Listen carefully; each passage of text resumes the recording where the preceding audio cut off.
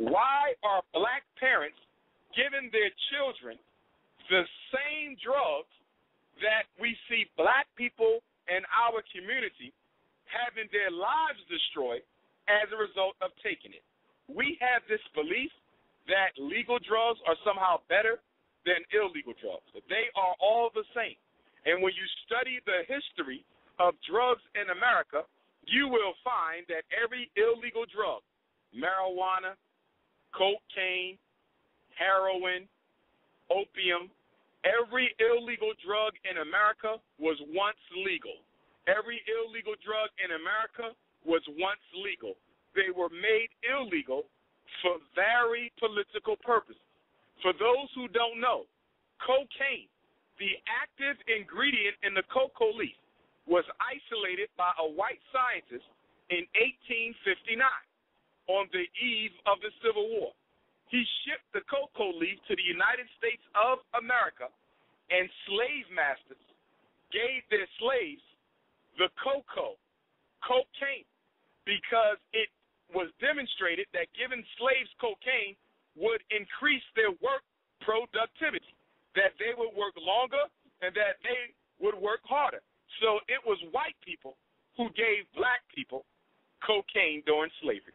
And the first law that was passed to make cocaine illegal was passed because it was believed that when black men got intoxicated with cocaine, they became uncontrollable, they lost their fear of white men, and they also gained a desire to rape white women. If you don't believe me, do your research on the first anti-cocaine law in America, and you will see that cocaine was made illegal for fear that black men, when intoxicated, would use the additional powers that come from intoxication to rape white women. Drugs were brought to America for black people, and it is interesting how we allow white people to tell us that the war on drugs is being fought to take drugs out of the black community. The war on drugs is not a war on drugs, it's a war on black men. A war on black men in the name of drugs. A white man who is caught with 500 grams of powder cocaine does not get a mandatory minimum sentence. A black man caught with 5 grams of crack cocaine goes to jail for a mandatory minimum sentence of 5 years. Now, a couple months ago, the United States Congress reduced the disparity. So instead of a 5 to 500 disparity, they now have a 5 to approximate 300 gram disparity. And you got black people running around America singing, shucking, and jiving as if we won some law. White men are still allowed to have more powder than black men are allowed to have crack. And I'm not condoning the use of drugs. As a psychologist, I know how dangerous drugs can be. They are undermining the fabric of the black community, but we have to be clear about the fact that drugs were brought to the black community to cause confusion. Drugs were brought to the black community to cause confusion. The United States government sat down with Lucky Luciano in the 1920s and 30s and conspired with him to bring drugs in the black community. And then they also conspired during the Iran-Contra scandal with President Ronald Reagan and Ali North and everyone else to bring drugs in the black community to help fund the destabilization of Central and South American regimes that were not favorable to American interests. The Drug Enforcement Agency of the CIA, the Cocaine Import Agency, the CIA was established in 1947 by a Wall Street banker. Can anybody tell me why the CIA was started by a Wall Street banker? What the hell does an accountant have to do with Central Intelligence? It's because the job of the CIA is to oversee the international drug trade.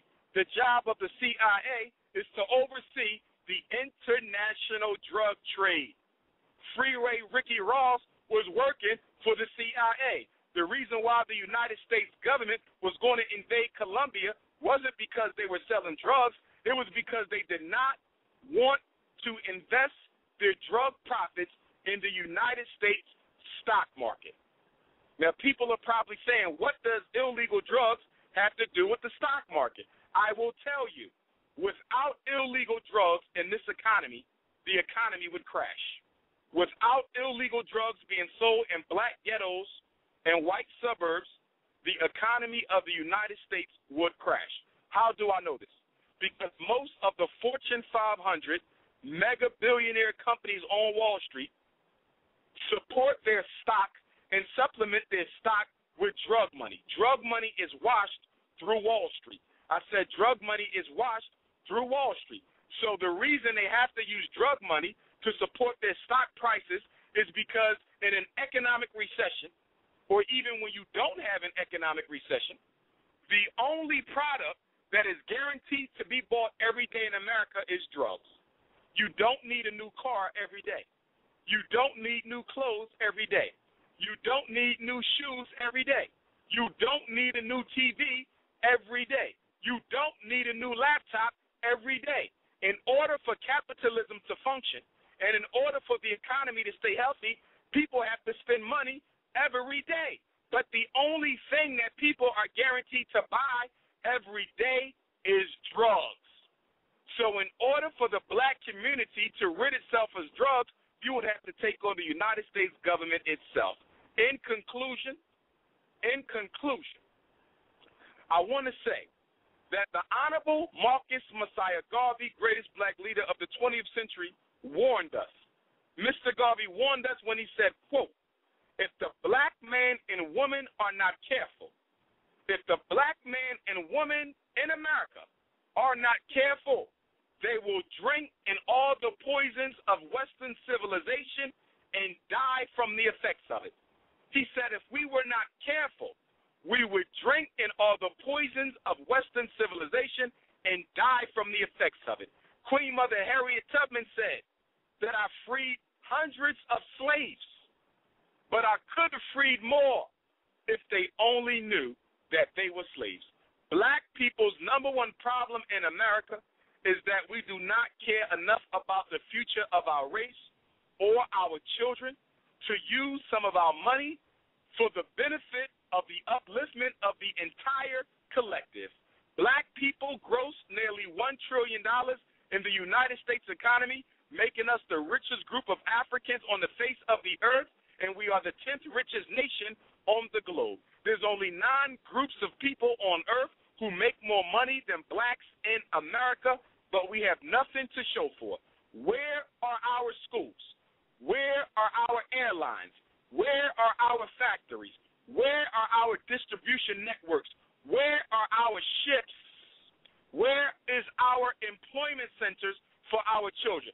We don't have them because black people are still suffering from the psychological ramifications of slavery that I call post-traumatic slavery disorder, which is just a code word that means the internalization of white supremacist beliefs. The enemy is no longer outside. The enemy is now inside. Black people have thoroughly internalized the hatred that white people have for us, and that's why we can't stand each other. That's why we can't hug each other. That's why we can't love each other, and that's why we can't work with each other, because every black man has a white boy inside of him, and every black woman has a white girl inside of her, and until we exorcise the demons of white supremacy, we will never be free. You can take the slave out of slavery all you want. You can take the slave out of slavery all you want, but unless the slave is willing to take the slavery out of himself, he will never be free.